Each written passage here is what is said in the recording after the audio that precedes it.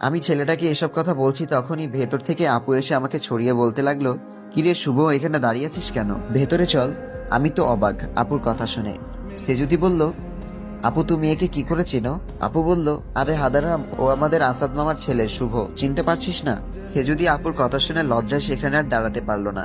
না জেনে কি অপমানটাই না করেছি, আর উনিও বা কি একটা কথাও বলেনি, শুধু হা করে তাকিয়েছিলেন মুখের দিকে। আমি সেখান থেকে দৌড়ে নিজের রুমে চলে গেলাম। শুভ ভাইয়া আমাদের রিলেটিভ, আবার আপুর ফ্রেন্ড। সেই ক্লাস 8-এ ছিলাম তখন একবার দেখেছি ওনাকে। কি করে মনে থাকবে? আমাকে যে ছেলেটা ফলো করতো কিছুটা তার মতোই লাগছিল। ইস, কি ভুলটাই না করলাম, এখন কি করে যাব ওনার সামনে?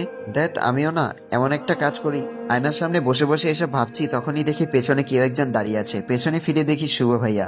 ভাইয়া আপনি? ভয়ে ভয়ে ভেবেছিলাম বকা দিতে এসেছে। কেমন আছো সেজুতি?